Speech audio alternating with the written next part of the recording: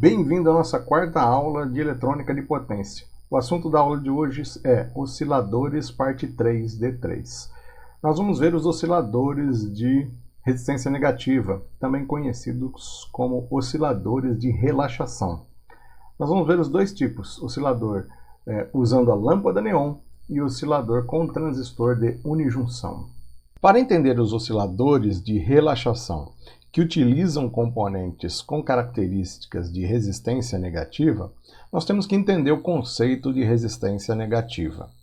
Os componentes que possuem curva característica com resistência negativa possuem uma característica bem especial, que é, à medida que a tensão diminui, a corrente aumenta. Eles contrariam a lei de Ohm. A lei de Ohm diz que à medida que a tensão aumenta, a corrente também deve aumentar. Lógico, né? Maior tensão, maior corrente. Porém, para estes componentes em particular, à medida que a tensão diminui, a sua corrente também aumenta. Vamos ver a curva característica desse tipo de componente. Observe aqui no gráfico, esse gráfico você também tem lá na apostila, que a gente tem uma tensão do tipo alternada, representada aqui por essa curva aqui, ó, pá, bonitinha. E vamos observar aqui que eu fiz um gráfico de tensão em função da corrente. Como esse componente não é linear, então a resposta dele vai ser um pouquinho diferente. Vamos ver, ó. À medida que a tensão vai aumentando aqui, ó, percebam que a corrente aqui também vai aumentando. Vamos rebater aqui, ó, no nosso eixo X. Ó, aumentou. Aumentou um pouquinho a tensão aqui. Opa, aumentou também a corrente. Aumentou um pouquinho de tensão aqui. Opa, aumentou também um pouquinho a corrente. Até que a tensão atinge seu valor máximo aqui, ó, VD. A corrente continuou aumentando. Veja que, ao atingir essa tensão máxima aqui, o pico, é a tensão que a gente chama de tensão de disparo. Veja aqui, ó, tensão de disparo ela pode variar de componente para componente. Mas imagine que eu tenha lá, por exemplo, um componente cuja tensão de disparo seja 80 volts. Então a minha tensão vai subindo aqui, subindo, subindo. Quando chega em 80 volts, atinge o limiar aí, a tensão de disparo. Esse limiar da tensão de disparo vai causar aqui, ó, uma diminuição da tensão. Veja, a tensão aqui começa a diminuir. Porém, observe aqui, ó, a tensão diminuiu, mas a corrente continua aumentando. A tensão diminuiu mais ainda, mas a corrente continua aumentando. Ou seja, a corrente vai aumentando até a tensão de manutenção. Eu vou ter dois limiares aí. O limiar de disparo, que é o pico da tensão, e um limiar aqui de tensão mínima de manutenção. Então, o que vai acontecer? Quando eu chegar nesse ponto aqui, olha, a corrente, embora possa continuar subindo, na verdade ela deixa de existir nos componentes. Então, como é que funciona esse componente que tem um trecho de resistência negativa? Embora a tensão esteja diminuindo nessa parte do gráfico aqui, a corrente continuou aumentando. É por isso que nós chamamos esses componentes de componentes que têm resistência negativa. Na verdade, na prática, não existe resistência negativa. Esses componentes, eles contrariam a lei de Ohm, que diz que quando a tensão aumenta, a corrente aumenta. A tensão é diretamente proporcional à corrente e inversamente proporcional à resistência. Eles contrariam isso. À medida que a tensão aumenta, a sua resistência ela na verdade vai se modificando. Olha, veja que a tensão aumenta, a resistência vai diminuindo, porque a corrente está aumentando. Mas quando chega nesse pontinho aqui, ó, embora a tensão esteja diminuindo, a sua corrente continua aumentando. Um dos componentes que possui essa característica, a região de resistência negativa na sua curva característica, é uma lâmpada neon. Uma lâmpada neon é composta por dois eletrodos e dentro de um bulbo de vidro eu coloco o gás neon. Esse gás ele tem essa propriedade, a propriedade da resistência negativa. A lâmpada neon é empregado em letreiros para decoração, letreiros de fachadas, também em lâmpadas decorativas que imitam chama. Na eletrônica, ela não é bonita, como está aqui no letreiro, né? Ela é assim e ela possui 2 eletrodos separados aí num ambiente onde eu tenho o gás neon. A simbologia da lâmpada neon é essa aqui e a sua curva característica é parecida com o que a gente viu no slide anterior. Eu tenho lá uma região onde a tensão aumenta até atingir a tensão de disparo. A tensão de disparo típica de uma lâmpada neon é de 80 volts. Ou seja, vamos imaginar que eu ligue ela numa tensão do tipo alternada. Quando a tensão atingir 80 volts, a corrente vai aparecer nos seus terminais. Não que antes de 80 volts não vai aparecer a corrente. A corrente vai aparecer sim. Então, até 80 volts, ó, eu tenho um aumento da corrente. Mas depois de 80 volts, a corrente começa, a tensão começa a cair, porque ela começa a conduzir, então a tensão em seus terminais começa a cair. Aí eu entro na região de resistência negativa e a corrente continua aumentando, contrariando a lei de Ohm. Essa propriedade ela é utilizada para montar um oscilador à lâmpada neon. Nesta figura, nós vemos um oscilador à lâmpada neon. Eu tenho aqui um resistor que vai limitar a corrente do circuito. Isso é necessário quando a gente utiliza elementos com resistência negativa, porque eles agem como um curto-circuito depois da tensão de disparo, porque sua corrente aumenta mesmo que a tensão diminua, ou seja, eles agem como chave fechada na região de resistência negativa. Então eu preciso desse resistor para limitar a nossa corrente no circuito. E como é praxe para fazer o oscilador, a gente sabe que tem que usar um capacitor, porque o tempo vai ser dado pela constante de tempo, lá RC, a gente viu nos outros osciladores. Então olha ali, nosso oscilador é composto por um resistor e um capacitor básico, para montar lá a constante de tempo, e em paralelo aqui com o capacitor eu vou colocar a minha lâmpada neon. Como é que funciona esse circuito? O capacitor se carrega através de R, até a tensão de disparo da lâmpada neon. Neste momento, a lâmpada conduz intensamente, descarregando o capacitor. A descarga cessa quando a lâmpada deixa de conduzir, iniciando um novo ciclo. Facinho, facinho então. Veja aí, ó. A tensão no nosso capacitor vai aumentando, porque ele vai carregando pela corrente que vem do resistor. Quando atinge a tensão de manutenção, aqui representada em azulzinho, e aqui nesse limiar do gráfico, eu tenho a lâmpada disparada, ou seja, acontece uma espécie de curto-circuito. E aí o que acontece? O capacitor vai descarregar via lâmpada. Então ele vai se carregar via resistor e descarregar via lâmpada. Então, aqui no gráfico a gente pode perceber isso. Durante a carga do capacitor, a tensão aumenta. E durante a descarga do capacitor, a tensão diminui. Então eu vou ficar oscilando entre esses valores. O valor da tensão de disparo e o valor da tensão de manutenção. O resultado vai ser uma oscilação do tipo dente de serra. A vantagem de utilizar um oscilador de relaxação do tipo lâmpada neon é que eu posso ligá-lo diretamente à alimentação da rede alternada, os 127 volts, os 250 volts, sem a necessidade de fazer fonte para ele. A desvantagem é que esse oscilador ele não é muito preciso, ele tem alguma variação da frequência. Então, se eu precisar de frequências precisas, esse não é um bom oscilador, mas as suas características atendem às aplicações. Outro componente que possui característica de resistência negativa é o transistor de unijunção. Como o próprio nome diz, é um transistor feito de uma única junção PN. Eu tenho lá a dopagem do silício e é uma única junção. Essa única junção vai ter a característica de resistência negativa. Ou seja, o transistor de unijunção é um dispositivo de junção única, projetado para funcionar como oscilador de relaxação e também como temporizador, como timer.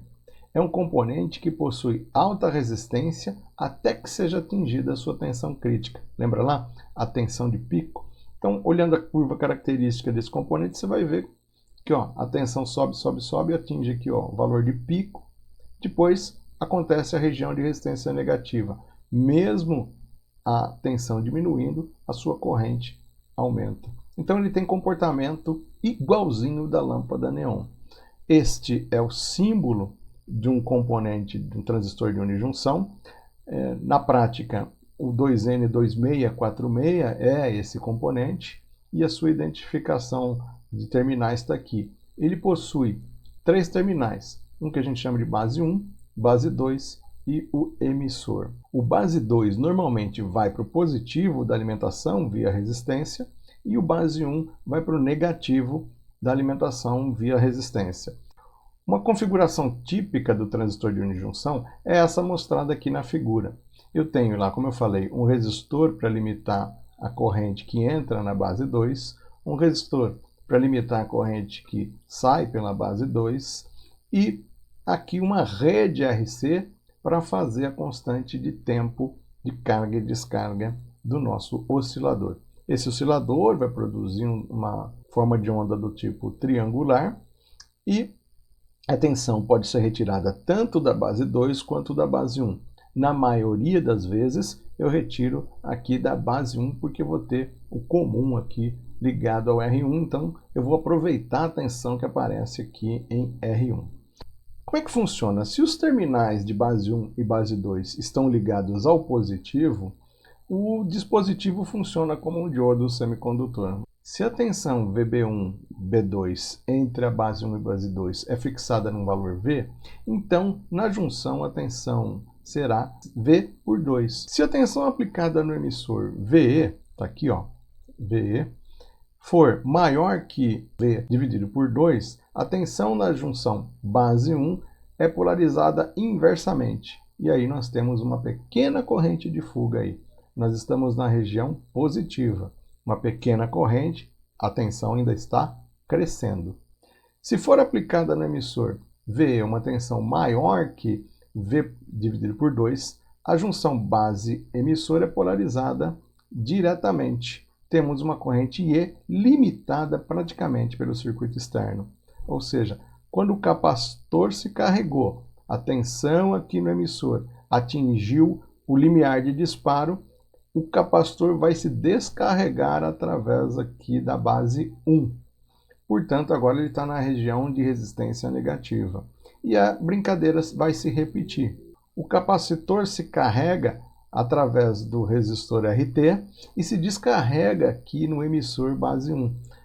O resultado vai ser o funcionamento igualzinho lá da lâmpada neon. Ou seja, eu tenho a carga através de um resistor e a descarga através da junção emissor base 1. Resumindo, como funciona o nosso oscilador com transistor de unijunção. Tem aqui nossa figurinha do nosso oscilador, alimentação VBB aqui e a nossa rede RC aqui. Então o capacitor ele vai se carregar através desse RT aqui, né, usando a tensão de alimentação VBB.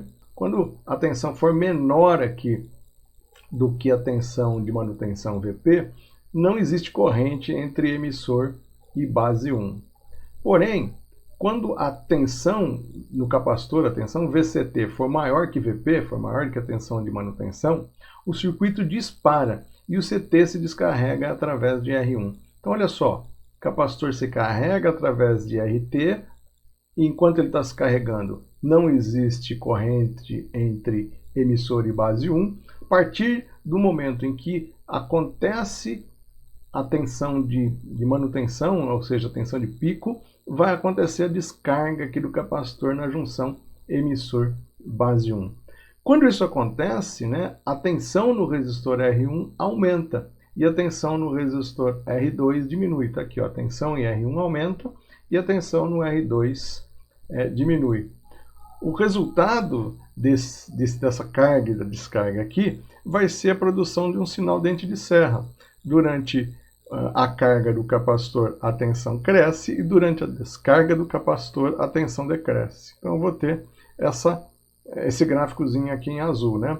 Vai variar de uma tensão de valor mínima até um valor de VE até um valor de tensão máximo, o VP, que é a tensão de manutenção. Então vamos ficar a oscilação vai acontecer dessa forma.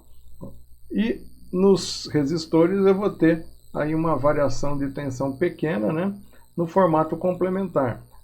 Na base 1 eu vou ter o sinal dessa forma, e na base 2 eu vou ter o sinal decaindo aí do valor constante. Um arranjo típico do oscilador com transistor de unijunção é o que está mostrado aqui na figura. Eu acrescento a esse circuito, ao circuito que a gente viu anteriormente, um potenciômetro. Qual a função desse potenciômetro? Mudar a constante de tempo. Porque se a constante de tempo é dada por resistência vezes o capacitor, R vezes C, então se eu conseguir mudar o valor do resistor, eu mudo a frequência de oscilação desse oscilador. A relação de tensão que vai aparecer aqui é a chamada de relação intrínseca e é dada por essa fórmula aqui, ó, RB1 dividido por RB1 mais RB2. Lembra lá? Quando eu ligo o nosso transistor de junção à alimentação, ele vai se comportar como um diodo. Só que a queda de tensão não vai ser 0,7, vai ser essa relação aqui, RB1 dividido por RB1 mais RB2. O período da forma de onda pode ser calculado através dessa formulinha aqui. O período é dado por R vezes C, a constante de tempo, logaritmo neperiano de 1 sobre 1 menos a relação intrínseca. Então, posso calcular o período da forma de onda usando essa formulinha aqui. E a frequência desse oscilador será o inverso do período. Vamos tentar resolver um exercício utilizando as fórmulas que a gente acabou de ver. Para isso, vamos pegar esse enunciado aqui, ó. Determine a frequência do oscilador UJT da figura. E aí tem os dados, observando aí o RB2, 470 ohms, RB1, 100 ohms, R, 500K e C, 50 micro. As fórmulas que eu vou utilizar são essa que a gente acabou de ver aí.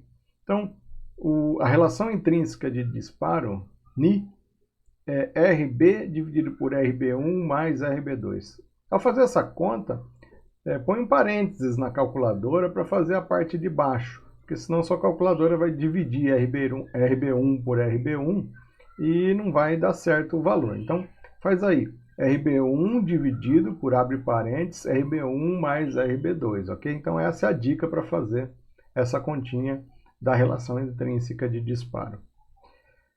Para calcular o período, eu vou usar a relação. O período é o TR vezes C vezes, apareceu aqui, ó, LN, é log neperiano. Eu não vou explicar o que é um log neperiano, não vem ao caso, mas sua calculadora faz essa conta para você, ela calcula o log, procure essa tecla aí, o LN. E aí você aplica ela. Para fazer um teste, para saber se está tudo funcionando, experimente calcular LN de 3. Deve ser 1,096. Faz aí, ó. Aperta a teclinha LN e digita 3 e igual. Vai dar 1,096 e aí vai embora. Então aí você está fazendo a conta certa. Só que não é um LN de um número simples. É o LN de tudo que está em parênteses aqui. Então você vai calcular 1 dividido, abre parênteses, 1 menos a relação intrínseca que você acabou de calcular lá. Prefiro usar todas as casas, porque senão o valor não vai ficar muito correto, ok? Depois, frequência ao invés do período, aí simples. Então você vai aplicar essas três fórmulas. Essa primeira, essa segunda e essa terceira aqui, tá bom? Dá um pauzinho no vídeo, tenta fazer as continhas. Veja se você chegou aos valores. Eu espero que você tenha chegado ao resultado. Eu espero que você tenha gostado da nossa aula de hoje e até a próxima.